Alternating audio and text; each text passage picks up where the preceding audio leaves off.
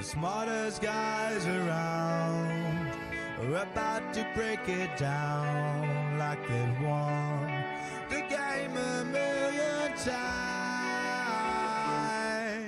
Well, actually, they didn't really win the game at all. Survivor know it all. Survivor know it all.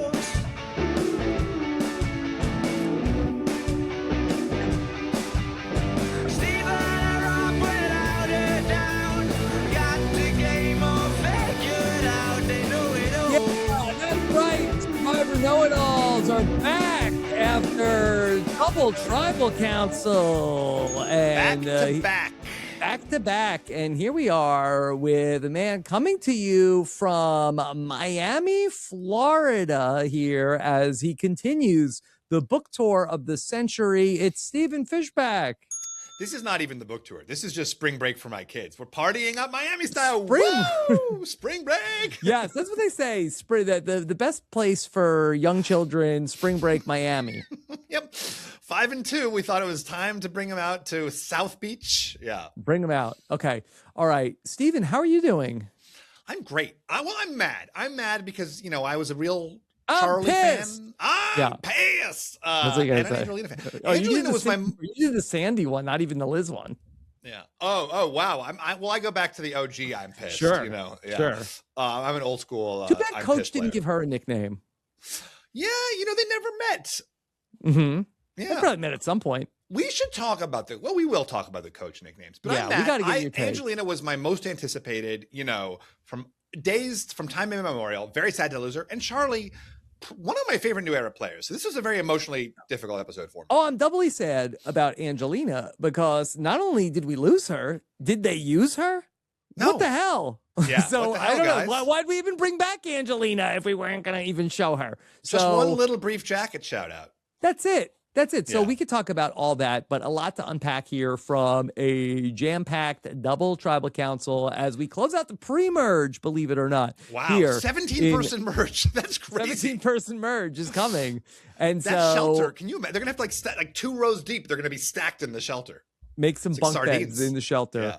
Okay, so we will talk about all that here with you, but we have a lot of podcasts coming your way. I will have exit interviews on Thursday coming up with both players voted out of the game, Angelina and Charlie. Exit interviews coming up on Thursday. Plus, I'll check in with Adam Klein, your friend and mine, and we'll talk about what he is seeing here. Not to mention, also, we will have podcasts coming up later on this week with Rachel Lamont and Mary Holland. Wow. Lots of exciting stuff coming up this week. All right. Stephen. So let's get into this. Let's talk about the episode. Why not? Let's talk about this. Okay, I'd like to talk about, I think, the tribal council and the vote that I think we have more to talk about because we've talked so much about the Christian, Ozzy, Emily, Angelina tribe, Stephenie tribe, so much from the last episode. I'd love to jump in and talk about the vote for Charlie, which I really felt like that we were getting a Rizo boot throughout the whole episode here tonight. I felt like that the edit was really going in the Rizo, he's going out direction. Did you get duped by the edit, or do you see through it? I was totally I honestly did not know. I legitimately did not know going into that tribal council who was getting voted out. And the most damning evidence against Rizo, right, was this interchange that he has with Kamilla, where they really position Kamilla as the swing vote. And they have this conversation with Rizo and Kamilla where Rizo says, Kyle came to me. He said, I'm his, he's my big brother in this game. If I ever needed anything, before he was taken out, I should turn to you. And Kamilla immediately sees through it. And I'm thinking Kamilla isn't going to want to be deceived like that. Yeah. On the other hand, I do, if Kamilla is choosing between these two sides of the D, Suri, Rizo side versus the Jonathan, Rick, and who else is on that side? Charlie side. I can also see her go with the subtly schemier side. So it was an interesting choice. So I love talking about this from Kamilla's spot because I think that she's in such a fun swing position in this episode. And I really am, as a Kamilla believer in Survivor 48, I love the position that she's in here in Survivor 50 because this is the game I think she wanted to play in Survivor 48 and then sort of got like boxed in. And I do think that there might have been a little bit of PTSD in terms of Kamilla in Survivor 48 feeling like, hey, I did not have any agency. I was in a position where I was kind of the +1 of Kyle in sort of like the big guys alliance. I didn't really love that position. She ends up sort of having the option where one of those options, I think, looks a lot like what the alliance was that she was in Survivor 48. And I should have seen it coming that she was going to pick the option that was most unlike the position that she was in her previous season. I think that that has really been this idea of open wounds, which is the name of the episode, where that's really been the theme of the whole season. So I love this for Kamilla. I don't think anybody's going to come back after this vote and like, Kamilla, this is your fault. So she's in a really great position coming out of all this. And so I think that that's fun. As far as what Rizo said to her, I thought she was a little dubious, but I don't think that she saw through it. I thought she was like, it's possible. It's a little weird, but I'll take it. I just meant from a narrative perspective. Like we saw him selling her a bill of goods and her being skeptical of it. So like in terms of like, if you think like, where's Kamilla going? I would say like that was the major evidence that she might side with the big guys. But like I too, like saw like, this is Kamilla. She's just come off this season. The big guys were her like, you know, not antagonists, but like she felt locked into these big guys lines. And then there was this insurgent group that she kept on wanting to like get going, and it just like never cohered. And here she has that opportunity where like the insurgent group has this chance to take out one of these guys who like in this like, you know, dominant alliance. And like, you know, of course she takes it. I thought that this episode, and you brought up Rizo, I thought this whole episode for him was one high wire act after another. And I kept waiting for him to, okay, he took it one step too far, whether it was with Charlie, with Kamilla, with Dee, with Cirie at Tribal Council, talking about his accolades from Survivor 49, talking at Tribal Council so much about himself. I kept waiting for everybody to turn around on him and like, all right, you went one step too far. You know, enough you is enough, took it, young boy. You took it. We were feeling you, but you went a little bit. You pushed it a little bit too much, but he never did. And that's really incredible that he ends up coming out of this episode in a really good position, seemingly, where he has a lot of allies. He's seemingly won over Dee, Cirie, Kamilla. And he comes out of this coming from a tribe. Nobody from his original tribe is here in this group. He still somehow that he can't keep getting away with it. He goes through another tribal council without playing his idol. And somehow we're so back, Riz God. Yeah. Chat, and we're not cooked. I think like he's one of these people because he's got this youthful energy. He's so endearing. He has all this like boyish enthusiasm. When he's kind of like hyping up his own achievements, I think they're all kind of like, okay, Rizzo, you know, it's not like it's like someone maybe more intimidating in the surface. If they were being like, I'm so great and I did this and that and this, it would seem like really like a little bombastic. Steven, you called it the other day. He is Mickey Mouselini. Yeah. Or is he Donald Duce? That's one step too far. Was that one step too far? Speaking of one step too far? Maybe. Yeah. But for Rizgod, he somehow that he has people like they're enjoying his company. Yeah, people are really liking. I mean, even like Cirie, she seems so charmed by him that she's like sharing info with him almost unnecessarily. And I do think there's this element. I mean, there's probably two things, right? Cirie probably sees, I think, like the narrative fun of it. Like, here I am, the like veteran player taking like young, enthusiastic, goofy Rizo under my wing. Yeah. And, like, what a funny pair we would be. But like, I do think his sort of like enthusiasm and charm and like, I'm laying it out all on the line for you, really just like is disarming for all these veterans who are all like so used to kind of like muscling their way through this thing.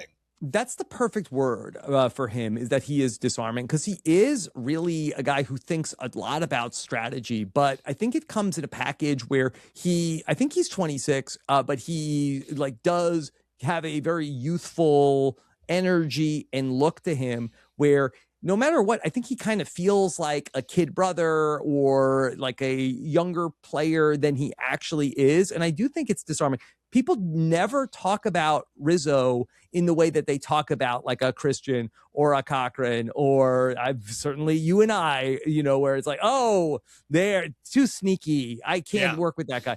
That they love people and really enjoy his company. At some point, it seems like it's a turn off for people who are going out of the game. But for the most part, it seems like that for the people that he's around, they really do feel very affectionate about Rizo.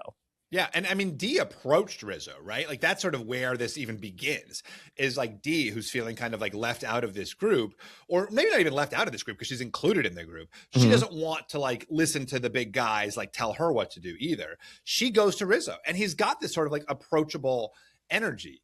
I also thought like what a great sniff from Rizo. Like, so I mean, the trajectory of the Rizo Charlie thing is 2 episodes ago, Rizo goes to Charlie and like he wants to build a relationship with Charlie. Charlie's not having it. And in this episode, kind of Rizo sniffs that out when Charlie comes over to him in the like the crack of dawn and it's like, who'd you tell about the Billie Eilish idol?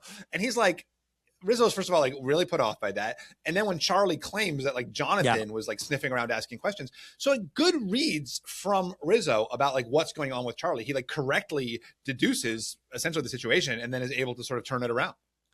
I'd love to talk a little bit about Charlie, where Charlie played such a masterful game in Survivor 46. I think that I'm old enough to remember you and I calling Charlie's game at points perhaps the best game that we saw in the new era. And Charlie is back here in season 50 and seemingly off to a good start. But then we have, Stephen, would you call this is sort of like borderline Shakespearean, where that Charlie is chasing this ghost of his survivor past in that, and it's not even, it's false pretense. It's not totally, even that's what's so great about it. It's all based on like a misrepresentation. It is really Shakespearean. It's like based on a lie, a misrepresentation from Rizo, and it totally triggers something like deep inside Charlie. And Charlie's like, that's it. He cannot be on the jury. And really like this bloodthirst for, okay, I need to right this wrong of like, how dare you? You're not voting for your number one. You have to go home. I think it ultimately ends up springboarding Charlie himself being taken out of the game. And it was interesting that we saw fleshed out the Charlie and Jonathan relationship, which was an interesting duo. I'm disappointed we didn't get to see more of that, because I think that was such an interesting dichotomy of those two different players together as an alliance. But so Charlie we see him with Jonathan. Jonathan, we see talking with Rick Devens, and it seems like that there's this group, and they're really looking at Rizo.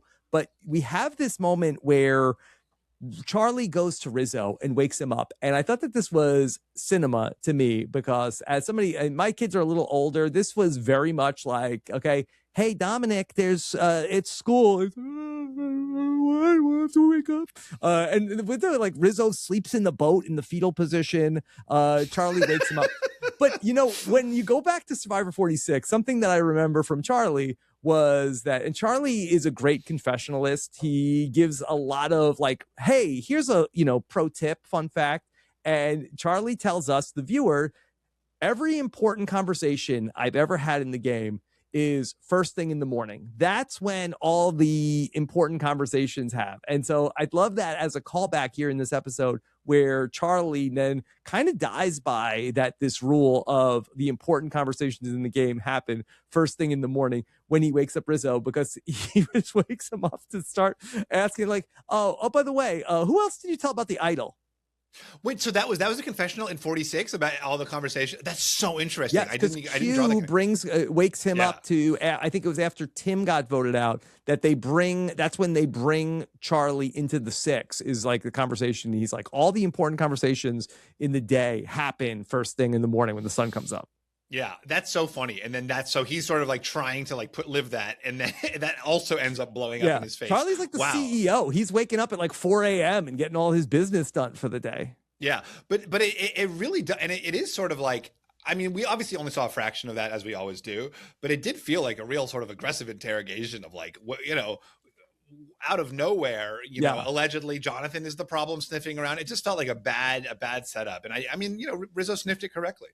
Yeah. So I think that really did put Charlie on Rizzo's radar. Certainly we'll ask Charlie about that tomorrow in terms of why go to Rizzo at that point in the day to wake him up to ask him about it. But I want to ask you about, there was some interesting conversation that transpired at the second tribal council. And there was a quote that Charlie had where he was talking about Rizzo and how the disadvantage that Rizzo has about not having seen his season. And I thought of you because it's something that in a different context that you two have talked about. Totally stealing my material. My God. Yeah. Everyone is the hero of their own story. Yes. Which your context of that, and correct me if I'm wrong, is that you've talked about that exit interviews are not canon because of the reason of everyone is the hero of our own stories. But it's the sort, no, but I think it's the same point that he's making. It's like, you're not like when you see the show, suddenly you're like, you know, when you're in the show, like you're the hero. And he's saying it, right, to sort of like, maybe like shrug his shoulders at all of like Rizzo's boasting. Like, yes, like in your mind, you were this like titanic force and this huge player. And that's what happens for all of us in our minds when we are playing the game. Like, all of our moves and our subtle intricacies are out there. But then when you watch the show back, you see that everybody else is also doing these things. And you are actually like maybe just one of many characters, and sometimes even a very small character in that narrative. Yeah. If I may, let me give you the full quote. I'd love to have you expand further on this. That he says, Charlie, do you see yourself as Rizzo? And he answers the question of, listen, we're all the hero of our own stories, because going through the game in your own head, rather than watching yourself play Survivor and getting to see all the other stories, it colors things differently. Right. And that is such a unique perspective of somebody having been through the reality television experience. And for all of our listeners and viewers, that it is a really interesting thing that reality television affords you. And it's something that you don't necessarily have the context of going through life not having been on a reality television show. Not to say that you haven't lived until then, but I think that the particular interesting experience that it affords you is that you live your life, and you only live your life through the first person vantage point of you as the central figure in the story. But when you experience life on a reality television show, that sometimes the story that everyone else gets to experience, such as my experience on Survivor All-Stars, is not told through your first person vantage point. And it can be a weird experience where, I'm sure you've had this as well, Stephen, where you've talked to people who have gone through a reality television experience, and then when that thing goes on television, it is not at all like what the person experienced. And I think that there's probably even a few accounts of that in the wonderful novel Escape. Yeah. Well, what's interesting too, the thing that I always get, not a kick out of, but it's sort of tragic actually. Like, I remember many, many, many examples of reality contestants saying to me like, oh my gosh, next episode, they're going to have to show this thing. And it was such a big thing. And I mean, that happened to me literally today. It also happened to me, like, I remember like, I remember Papa Bear, actually. Papa Bear from Survivor South. When they show this thing that happened, everyone is going to have their opinions. Everybody's going to go crazy. Doesn't make the episode at all. Zero, like, nobody ever even knows that this thing happened. But to you or to him, to Papa Bear, this was like the big thing as part of his experience, as part of his story. And it really is like... I was recently in a traders group chat with people talking, when this happens, this is good. When they show this, and a lot of the things that they said were going to be so great. Like, I did not see them on my television. Yeah. And I think that's it's very like humbling as a human, but also like even just like from the perspective of these people like playing reality TV. It's funny that like Rizzo actually was that, like he did. It was like from his perspective. I mean, I experienced it myself. My not to go too far into the traders lore, but I had my most fulfilling experience in the traders was I had a whole thing where I had a whole plot to get the traders to murder Michael Rappaport on the first night. And I felt like so proud of myself. Yeah. I came home and I was like, hey, look, I don't know what happens is whatever's going to happen, but I played my ass off today. None of that was in the show. It's crazy. And it's so frustrating because you're like that, you left you left it all on the field. And at least if you're playing a sports game, well, first of all, it's all there, right? It's all there. But the editing is kind of what removes that perspective. And I think that's sort of why and Rick said something similar too, which is, that I think is one of the reasons that they're able to kind of discount Rizzo's perspective. It's because okay, yeah, in your head, you've done all these Titanic things. And in the edit, when you see your season back, it's not going to go so hot for you. But in fact, it actually did. Yeah. I think, ironically, this actually plays in Rizzo's favor, where I think that a lot of his boasting, I think they kind of dismiss it okay, yeah, I'm sure you really did all those things. Well, he's on Survivor 50. And they're like, well, it's probably not going to be as good as it was, but he really did dominate a lot of the screen time in it. And I think that they are sort of still not looking at him as the threat that he actually is. And I think because of his disarming nature, they're discounting a lot of the things that he's saying that he did before. He's actually telling the truth. Do you think if he played it closer to the vest, which would if we were just in a vacuum, not Rizzo, some human comes back on the show, they say to us, Rob and Steven, should I tell everyone how great I was and all the great things I did, or should I just play humble and go along with the flow and try to fade into the background? We would say do the second thing, do the second thing. Yeah, don't tell him. Well, if Rizzo was more humble, would that be worse for him potentially? Because it almost would leave it would what this mystery around him. What did he do? It's almost he's telling them what he did. People just discount, assume the opposite of what you tell them. So if you tell them I did nothing, oh, he must have done something. It's oh, I did so much. He probably did nothing. Yeah. If he's telling us he did a lot, he probably actually did nothing. He's he's probably a pathological liar. Yeah. He's obviously just talks a big game. They love that about him. They brought him back because he's a big talker. Do you think is this the right move for him to just be so boastful? I mean, it seems to be working. It seems to be working. I'm really interested to see what his positioning looks like at the merge, whereas we could talk more about how we think the merge could unfold. But if we get to this unprecedented 17-person merge, is there going to be a consensus vote of who's the easiest target? Who's the low-hanging fruit? How many people are going to go to bat for Rizzo in that situation? Is Sari going to go to bat for him? Is D going to go to bat for him? How many people are going to stick their neck out for him? So I do think that he could potentially be sort of low-hanging fruit for a big consensus group vote. But as of right now, I was a Riz God doubter here in season 50. I kind of thought he'd be an early boot, but look at him. He's made the merge. Kudos to him. Also has a lot of connections right now, right? Because he was in with this Colby Stephenie group, and that is the group now, right? Because Stephenie's tight with Ozzy. Colby's got this thing with Coach and Joe and Chrissy. Now Rizzo's got connections with Sari and Kamilla and D. I actually think he might be one of the most connected players in the game through this web of connections right now. Yes, absolutely. He has a lot of connections. I will say the counterpoint to that is that there is somebody who is very incentivized to blindside him. And that person is Genevieve, who sent him the Billie Eilish idol. He doesn't know. He calls it a Billie Eilish idol. It's actually a Billie Eilish boomerang idol, which is interesting. That the people who get the idol don't know it's actually called a Billie Eilish boomerang idol. They just call it a Billie Eilish. Interesting.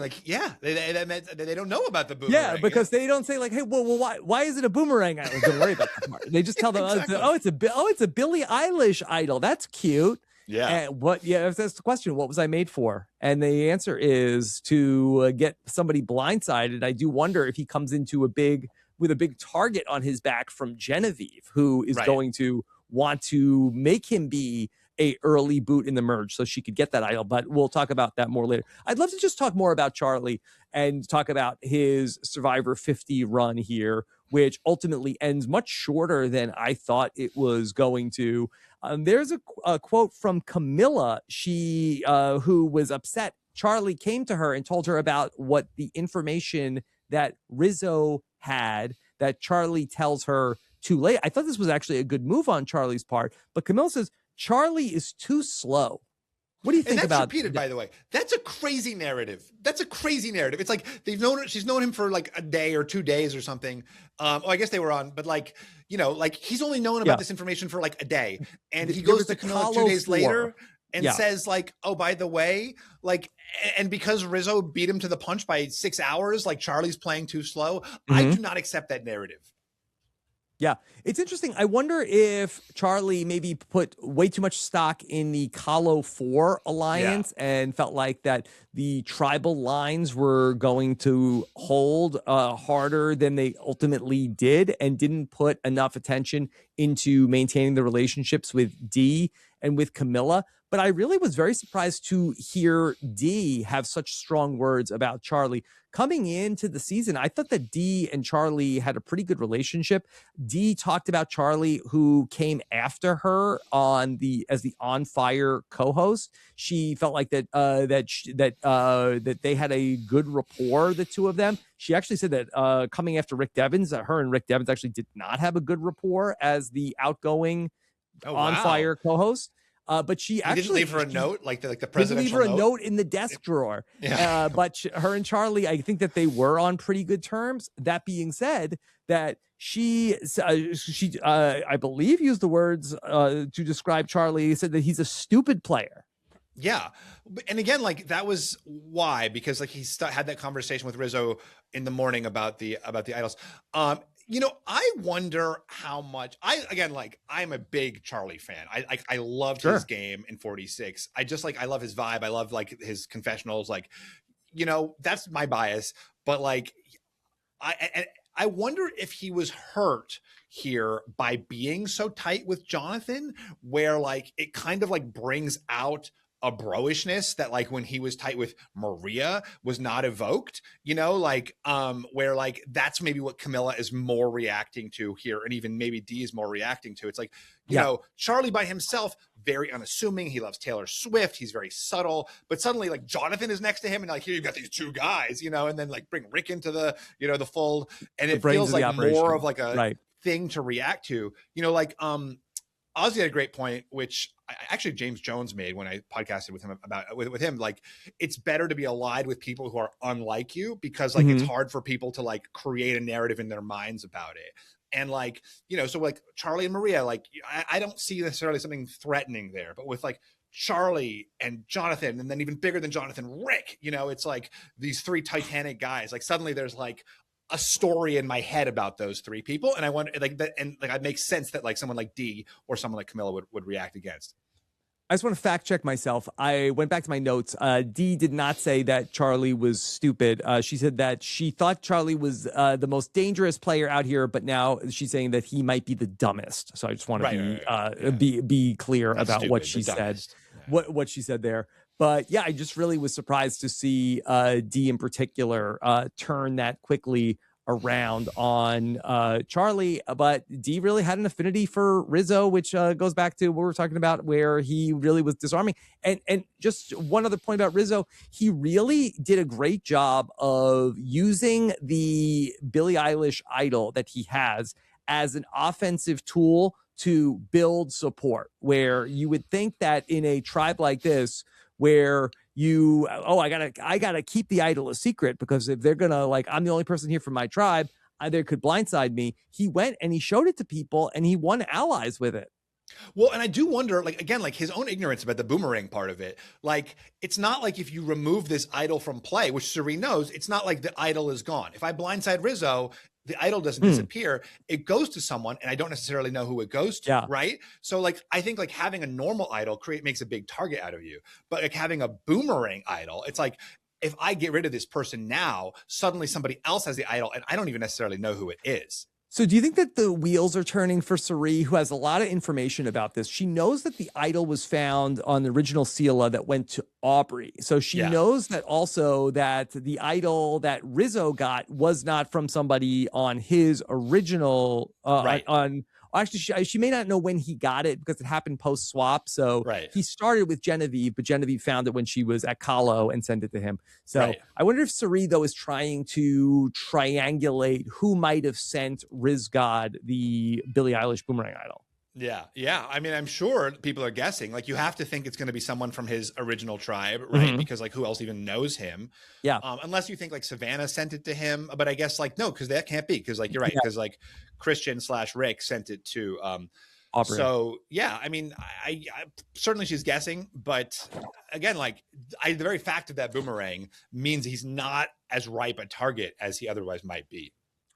I want to ask you about the fallout from this vote. Jonathan and Rick are both blindsided. I think that Jonathan is going to be the person who is most upset about this, that his number one got taken out. Also, he got betrayed by Dee and Kamilla. How do you think that Jonathan is going to react to all this? With grace? I don't know. I mean, what do you think? I feel like Jonathan's not upset. Like... What? Yeah. I think he's going to be upset. Yeah. I feel like he's like not someone who's going to like rage out about it. I honestly think he'll be like, compared to Ozzy, I think he'll be more chill about it. Like, yeah. You know. But going into the merge, I do wonder if that, you kind of want to go back to the Drew Basile tweet that we put up the other day about how you want to sort of build consensus going into the merge. Is it better for Dee and Kamilla to go into the merge trying to get back with Coach and Chrissy, the people that were on the original Kahlo? Is it worse to go into the merge without like, hey, we blindsided Charlie? Now, are you a little bit more off on an island where Jonathan is certainly going to return back to that group, which is now fortified with Colby and Joe? And we'll talk about that group later on. But I do wonder if maybe Dee and Kamilla are coming into the merge maybe with a bigger target on their backs. Yeah, I actually to be honest, I did not when Dee watching the episode, when you saw this consensus vote from that Kahlo 4 there, and Dee's like, well, I don't want to go along with that vote. Like, I understood that. Like, Dee just won her season. She doesn't want to be a passenger. But like, I kind of think being a passenger there is the right move for Dee because of all of those factors. Like, you don't know when the merge is going to be. You don't turning on your own tribe there is pretty dangerous. And Dee's already like a really threatening player. Like, if I get again, she's a leader. Like, she's naturally a leader, so she doesn't want to take that back seat. But like, if I'm her, I'm thinking like, I need to like get more protection around me. I need to like have more shields. Maybe she doesn't feel like she has a voice in that alliance. And like, if that's the case, then like, that's the fault of Charlie and Jonathan for not giving her that voice. But I agree with you. Like, I mean, certainly now knowing that the merge is coming, Jonathan's going to go right back to Coach, who's now like with with Chrissy, who's with Joe and Colby, and like, what is this D group? Are they going to stay tough? Are like Dee, Kamilla, Cirie, and Rizzo? I mean, maybe they do. I mean, but like it does kind of like separate her from her original group that was kind of had some insulation because Kahlo was doing really well. It seems like that there's some factions that you could put together, and maybe this is another video we make during the week where that Dee has Kamilla and Rizzo and Cirie in this group that voted back together. But Cirie came in with Rick Devens, and she and Rick Devens are actually on opposite sides of this vote. So it doesn't really seem like that maybe there's too many connections back to Cirie's original group here. But you do have also that Dee and Kamilla were tight with Tiffany, who now maybe has picked up Aubrey. So there is like this interesting group of women and Rizzo of, Dee, Cirie, Kamilla, Tiffany, Aubrey, Rizzo. That's 6. But in 6 into 17 is out. I'm sorry. Yeah. But what are the groups? I mean, I think like is there like one dominant group that we say? I don't think there's one dominant group. But then I think there's also another group which we see, Coach, Colby, Joe, Stephenie is going to get back to them. Is Yeah. Ozzy come back? Ozzie's into, probably with that group for sure, right? Ozzy and Coach. That's Ozzy. I don't know where Ozzy is going to go, but he's not going to stick with Christian and Emily. He's not going to stick with Christian and Emily. So Ozzy, is he going to go back with Cirie and be part of that group with the women and Rizo? I think that's certainly on the table. Wait, let's talk. I think this is really fun because you've got this you've got D, Kamilla, Rizo, Cirie, and then we're saying who are you putting with them? Tiffany and Aubrey, I think. Aubrey. So that's 7. You said, yeah. 1, 2, 3. So I think it's 5 women in Rizo, and then if you add an Ozzy, that gets to 7. Oh, Ozzy is part of that? I think so. I mean, where's Ozzy going to go? He's going to go back to Cirie. Yeah. That makes sense. And then you've got Joe, Coach, Colby, Genevieve, Chrissy. And Jonathan, presumably. And that's 1, 2, 3. 6. That's 6. And then and Stephenie's with them, obviously. 7. So that's 7. And then Christian and Emily and Rick are kind of back to being the swing votes. They're the swing votes. So honestly, it's not obvious how this is going to play out. Yeah, very, very interesting. Let's talk about, let's go back to Christian and Emily and ultimately what happened this week with voting out Angelina. And this episode really hinges on the relationship between Christian and Ozzy, complete with South Pacific Cochrane flashbacks where even when they're saying the exact same thing. It was so good. Yeah. Okay. So this is not about you. Going back to last week's move, we did not like the move that Christian ultimately ended up making. He does end up surviving a tribal council, which I was more dubious about. You were correct that Emily Flippin was going to stick by Christian's side in this vote. It did not even we didn't get a lot from Emily's perspective, but she did not even seem to waver in terms of her unconditional support. Well, I shouldn't say unconditional, but it was not a storyline in the show that she was wavering about whether or not to stick with Christian or to cut bait and vote with Ozzy and Stephenie. Yeah, and I wonder if she actually was the sort of decisive. I mean, in my head canon, Emily is the one who says to Ozzy, let's keep Christian, because otherwise I actually think this is a bad move from Ozzy, and maybe I still think it's a bad move. In my mind, the voting out Christian is the right move for Ozzy here, where Christian is a big threat. He's just kind of betrayed you. Emily, this frees Emily from Christian. This keeps Angelina, who wants to work with you. This keeps Stephenie. And why keep Christian in the game at this point? Now you've got a shot in the dark too. So the only narrative I can have from this, and I'd love your perspective, is Emily basically said no, let's made the case hey, let's keep Christian here, and they just don't show that because it would give away the result of the episode. I agree. I think that's probably what ended up happening here.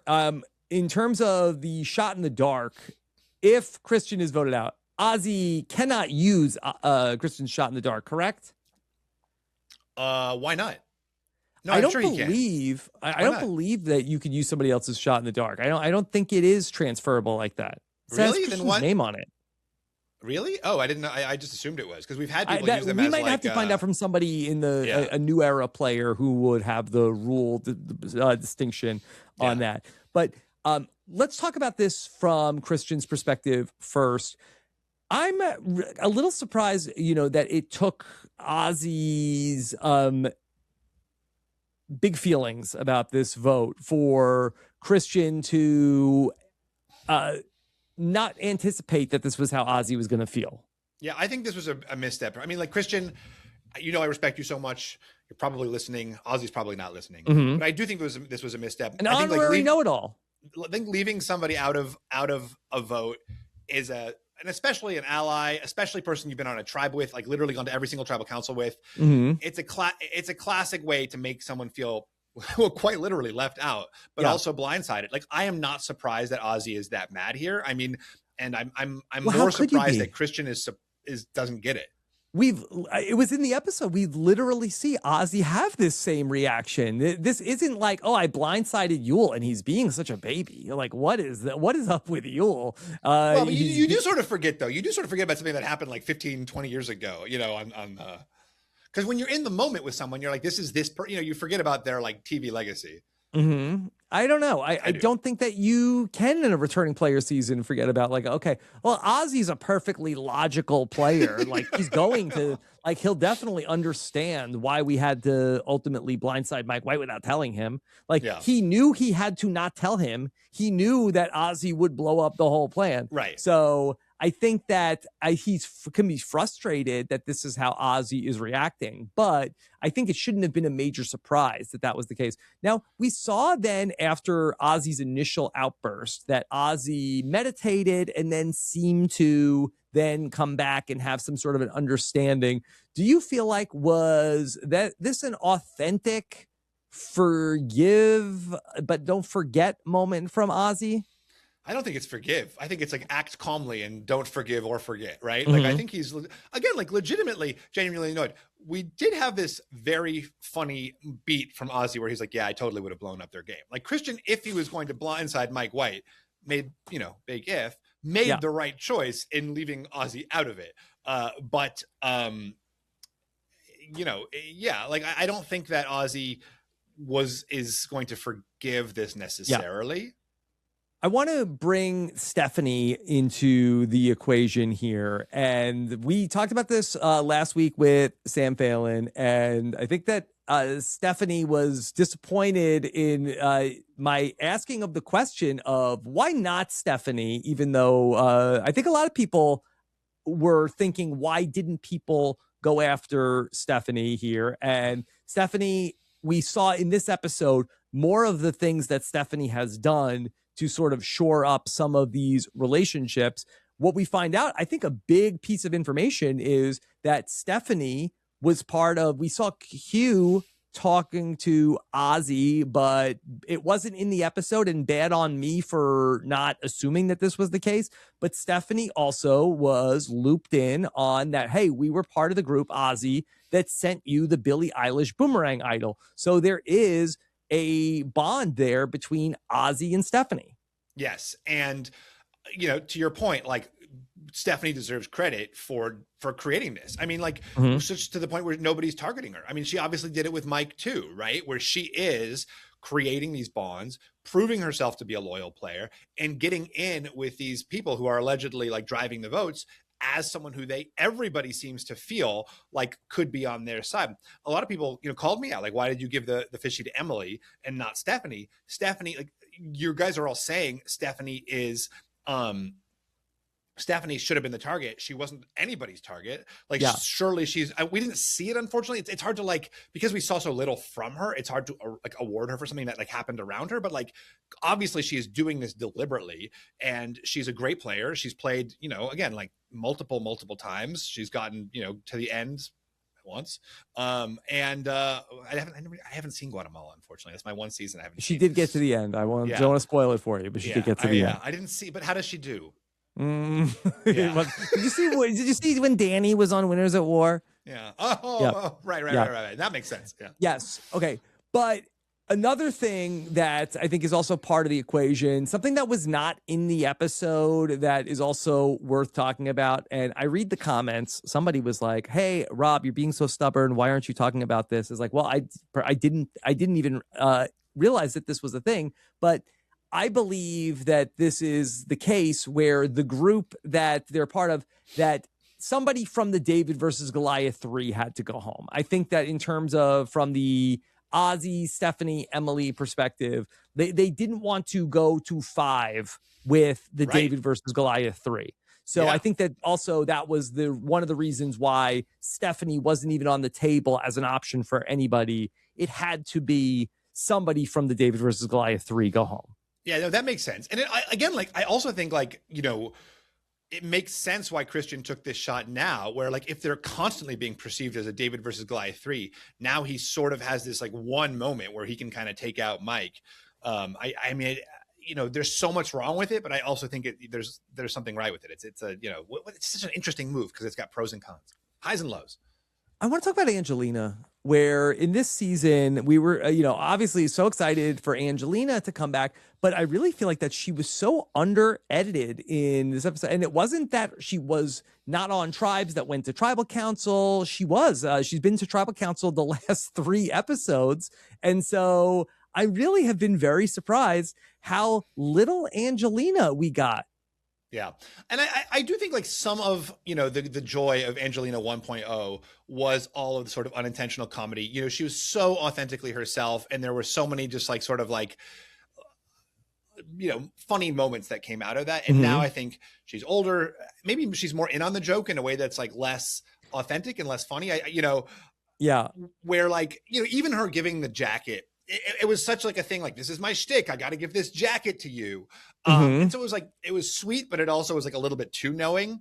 And I think what made Angelina 1.0 such like a wonderful character was that there was like none of that knowingness about her. Like she was so authentic when she went for that, she was so sincere about that ladder and how dangerous that ladder was, and how great a negotiator was.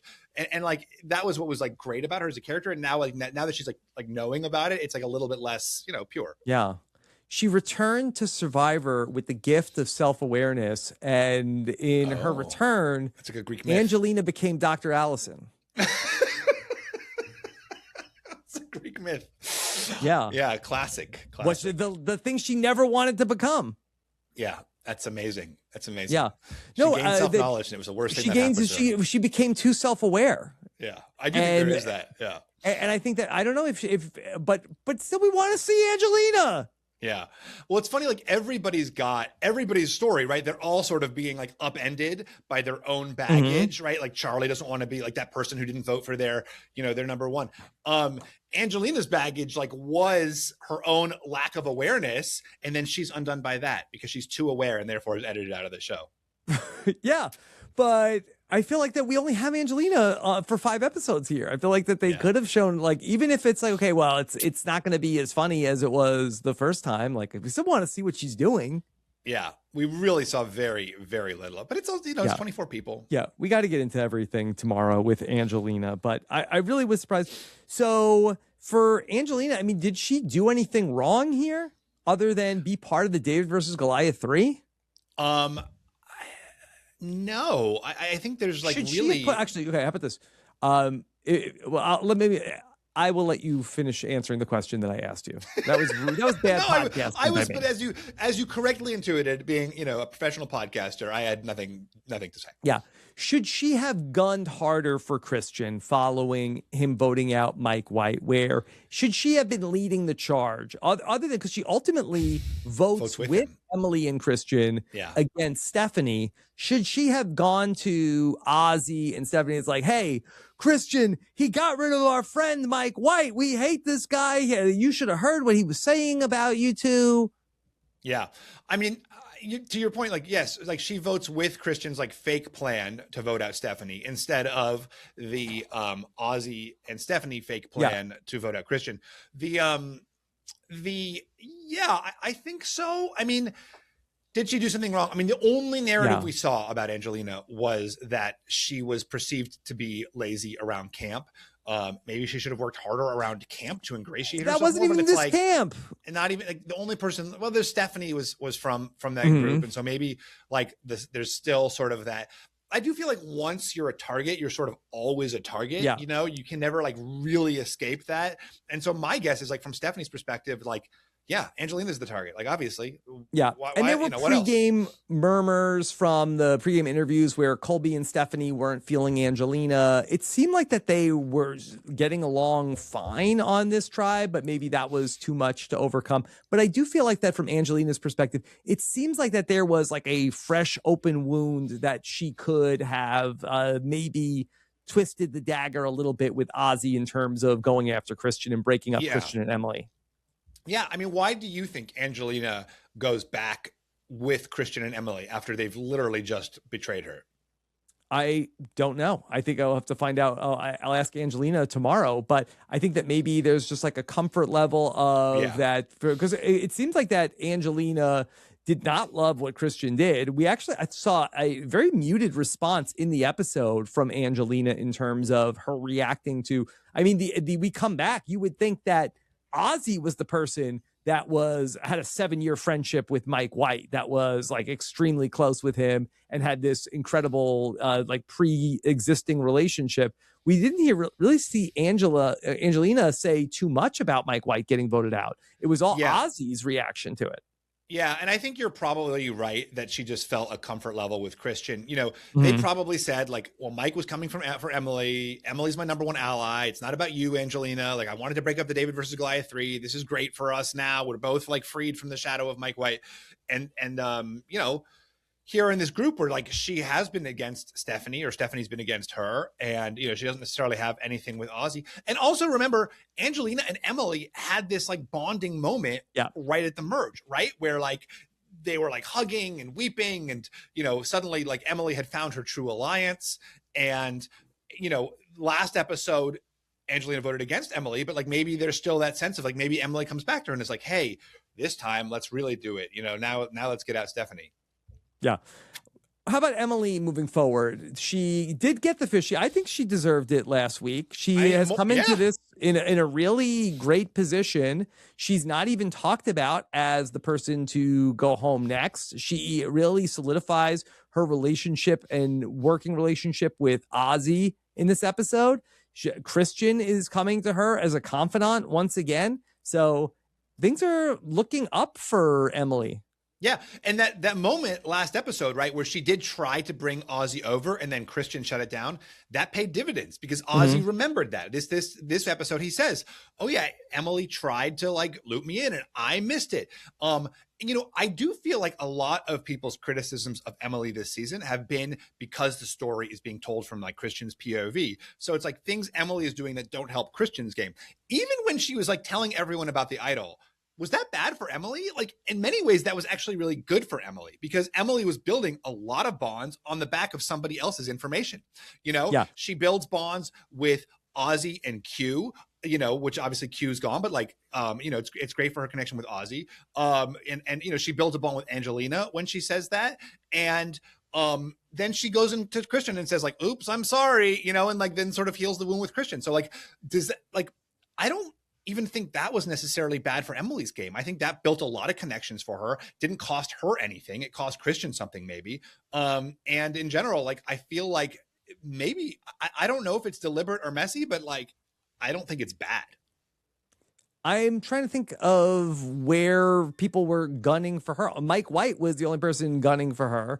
Everything else she's done, you can quibble with it, but it has only improved her actions have only improved her positioning every single time. It has come at the expense of your other faves, but it's helping her.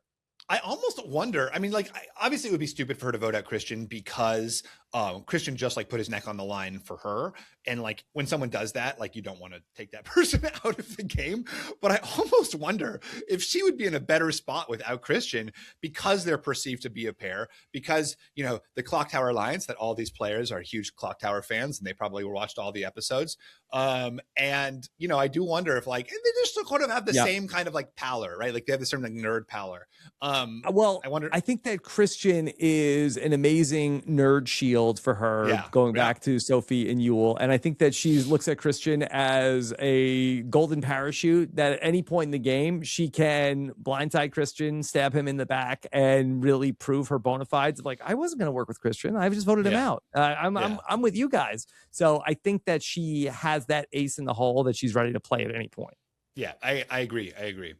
Let's talk about the new Kahlo tribe. We have a whole slew of new nicknames, Rob. We've got new nicknames given out by Coach. Coach, of course, famously got started with you, Steve. So, Steven, as the wizard, what do you think of these new nicknames that Coach is rolling out? Okay, well, first of all, I thought Tidewalker was sort of elegant, but then he's like, I'm not doing that wizard warrior stuff anymore. Like, F you! The wizard warrior stuff is classic. You know? I mean, like, what was wrong with that? Instead, you're doing Stone Bell Monk and Oakbound Warrior. Yeah. Now, I will say there's some, I actually really enjoyed it, and it was funny seeing like Joe and Colby's reactions.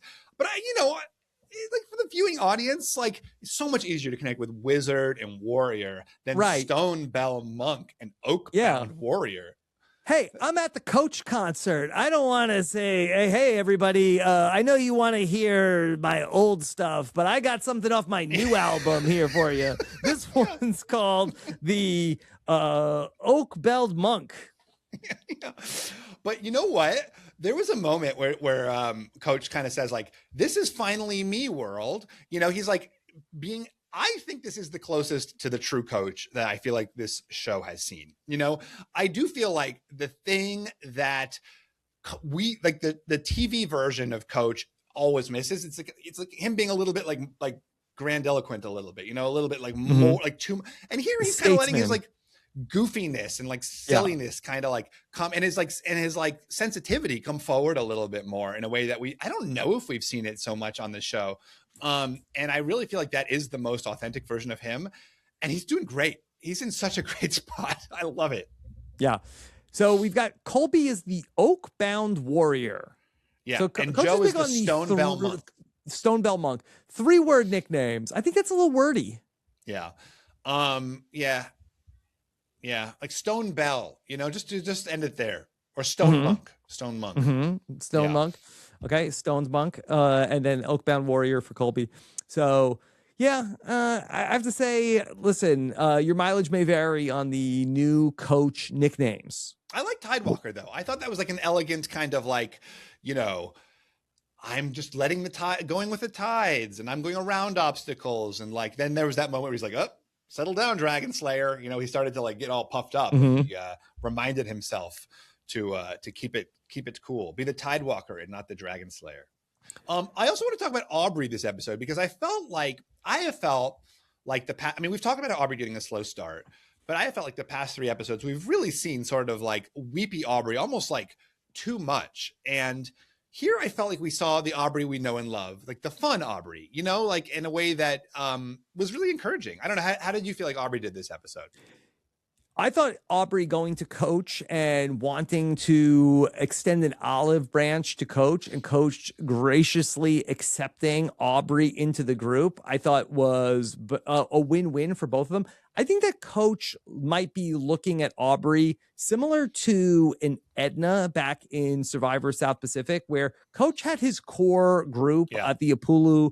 It was 5 or 6, but then he also had Edna, who was like also on the side, who was kind of like just his person. And I think that it might have rubbed some people the wrong way. Like, hey, why are we keeping Edna around? But I think that Coach likes having sort of like this other exit, off-ramp, parachute of, hey, here's this other person who's actually most loyal to me. We're going to keep her around. And will it annoy Genevieve if Coach is going to bat for Aubrey? What do you think? Yeah, absolutely. I mean, Genevieve's whole, you know, mission is getting Aubrey out. Like, it sounds like that's like from both of their perspectives they have. It will be interesting to see how that plays out because, you know, will Genevieve, who seems to have a pretty good relationship with everybody, you know, win over. But now that it's emerged, like maybe it doesn't have to be, you know, 1 versus 1. No, I'm sorry. That they have so much played up that all of these rivalries that we've seen the end of Rizo, Charlie. Genevieve and Aubrey is coming soon. Genevieve and Aubrey is coming, and I do wonder if Aubrey, you know, we've seen her have this relationship with Coach, but we also talked about Aubrey as being somebody who was really ripe for the picking in terms of working with this group that we saw vote out Charlie in this episode, with Dee, with Kamilla, we're going along with Tiffany with this group. I do wonder, could Genevieve be a target for some of the other people that are in that group that we saw vote out Charlie tonight? Yeah, absolutely. I mean, I think that, you know, they might, I mean, she was really threatening, I think, her season. And I think you could easily see them kind of like settling on her if she doesn't have like these tight relationships. But, you know, she seems to be in with that group of like Colby, Stephenie. You know, it's too bad that Q is gone. Q, you know, Kyle leaving, the whole game got upended when Kyle got medevaced. Yeah, push the reset button on a lot of this, and it's a totally different story. Okay. The merge is coming next week, a 17-person merge. Wow. We've started to give it some thought. Do you feel like that we are going to have a traditional vote coming up with 17 people? They got to split them in 2, right? 17 or some kind of like split mechanic. Merge them and then split them. That's the Survivor way. We'll bring you together to tear you apart. Well, I wonder, could we have one merge vote coming up and then the traditional new era trope of, okay, next week, could it be a double tribal council, not, 8 and 8 after we get through one person at 17? I kind of feel That'd like be fun. that might be the way that they would do it. And if you were ever going to do a split tribal council and break it up into two groups, I know we complain about it every time.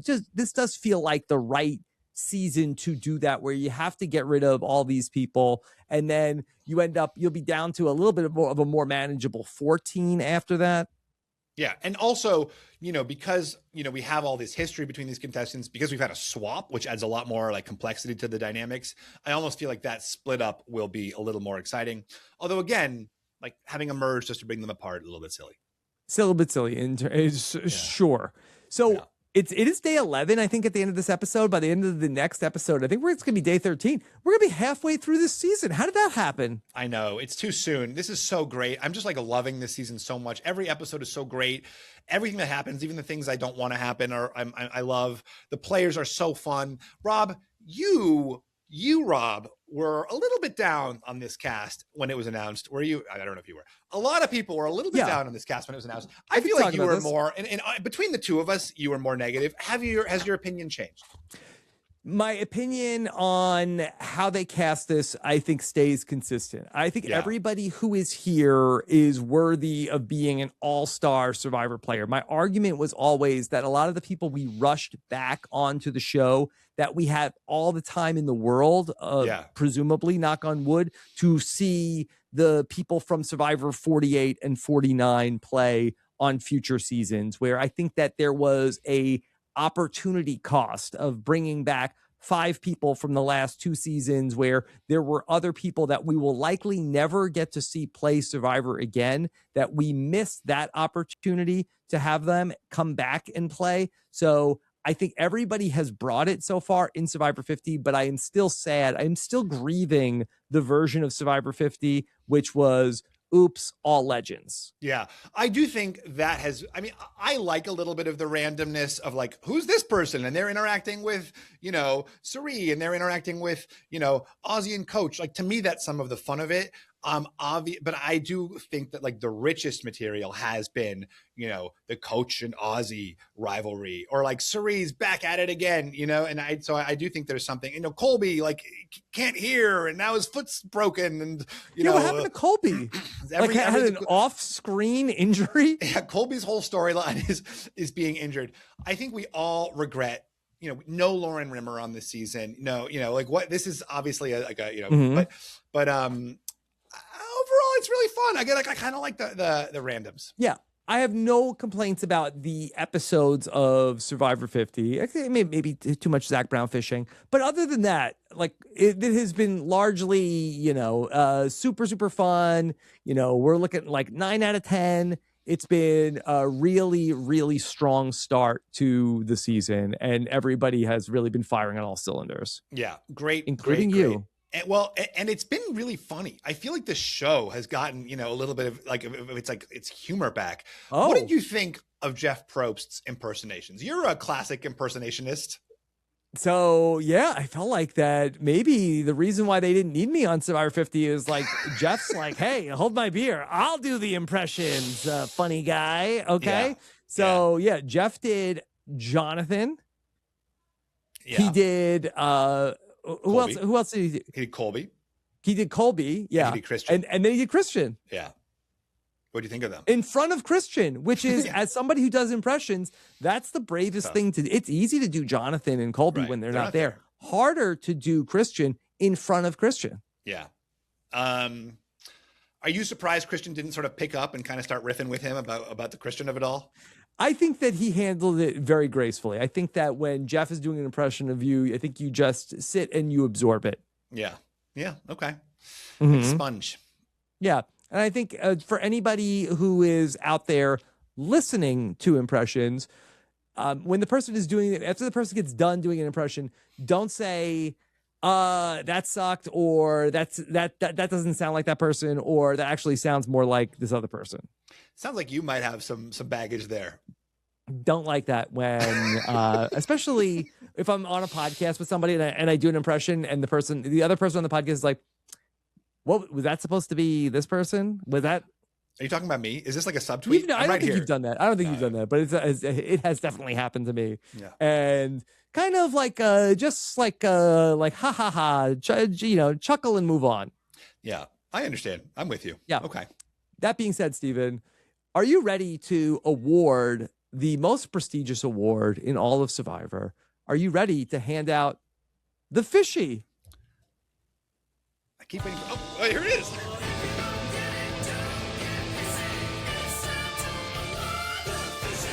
Yes, thank you, Eric Barger, for the Fishy Award theme song. So I think it's pretty cut and dry this time. First of all, I don't like, just talking really briefly about the Vatu tribe, the Christian, Ozzy, Angelina tribe. Also Emily, Stephenie, so nobody gets mad at me. I'm not sure this is the right move for Ozzy, who seemed to be the primary decision maker here. Like, I feel like, for all reasons stated, that Ozzy probably was better served actually to eliminate Christian here. I'm kind of curious what Angelina's perspective is.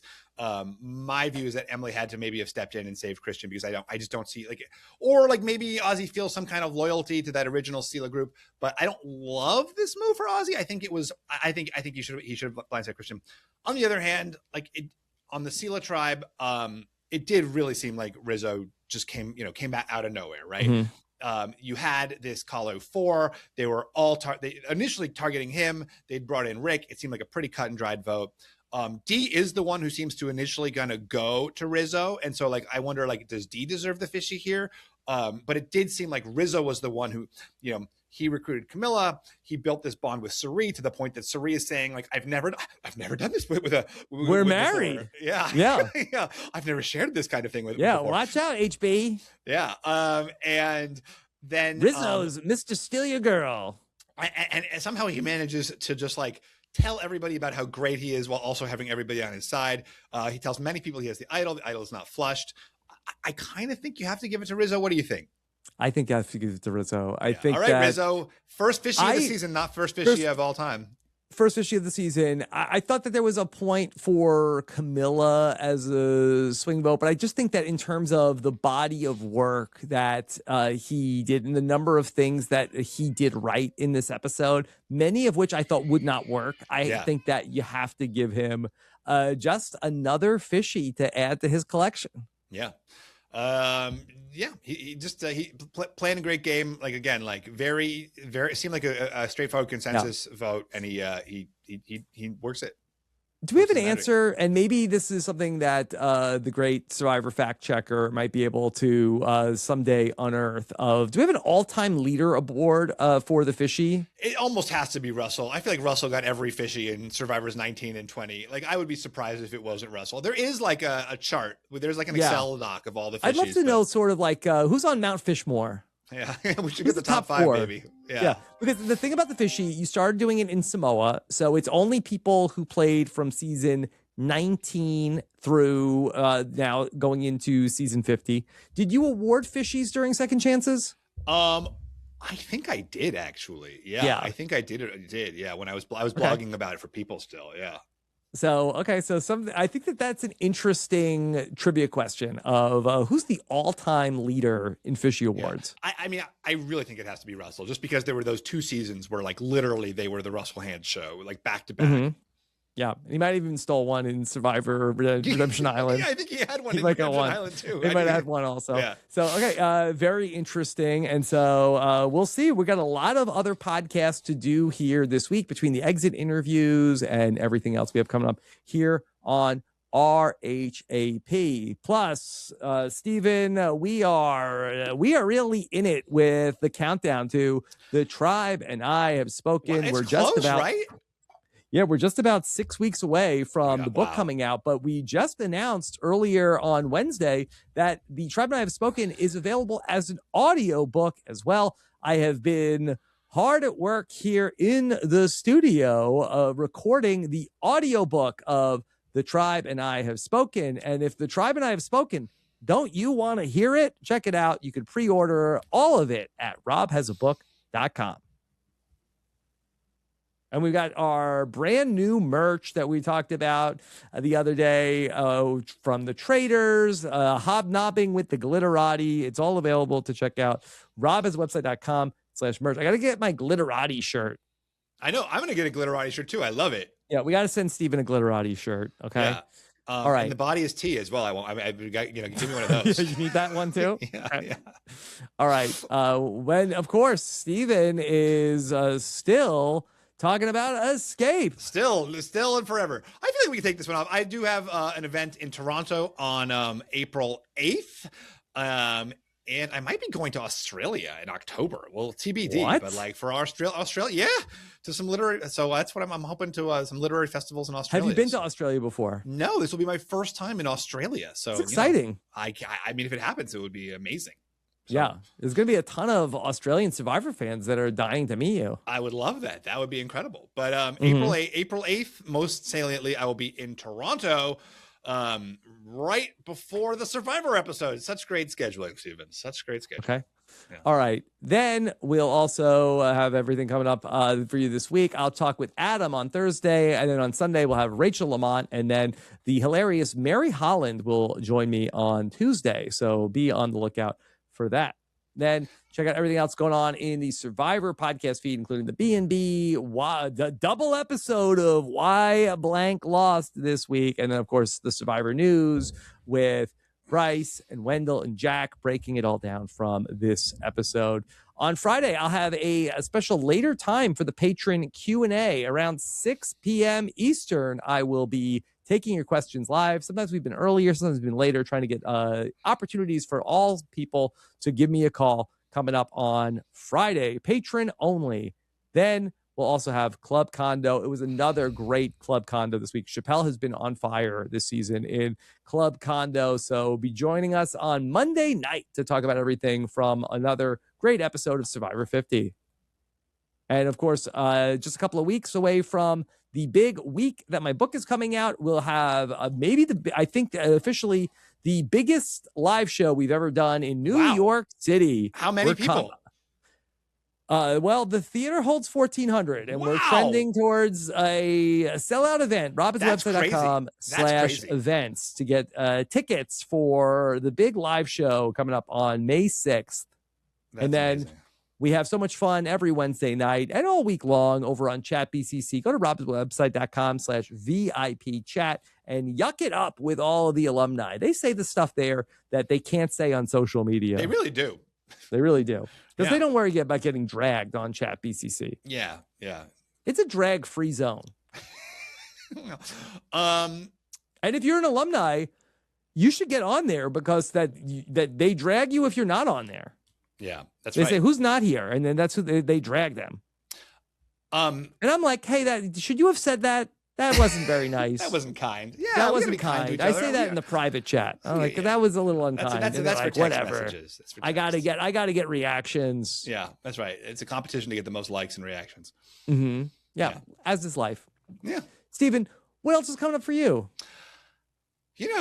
Just awarding Fishies, going to, I'm somehow, the book stuff is winding down and I'm working on the next thing. Yeah. Big next things, I'm sure. Yeah. So, Stephen, this was a delight tonight. Yeah, this was great. Extremely fun episode. Sad ending, but, a lot of joys along the way.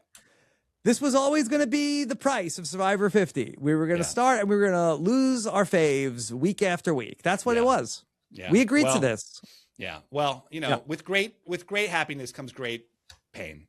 Pain. Yep. For every up, there's a down. And that's what this is. Every rose has its thorn. Yes. All right. Stephen, thank you so much. Thank you. To everyone who joined us here tonight. Thank you so much. Can't wait to read what you have to say in the comments. Take care. Have a good one. Bye. This is RHAP. We know reality TV.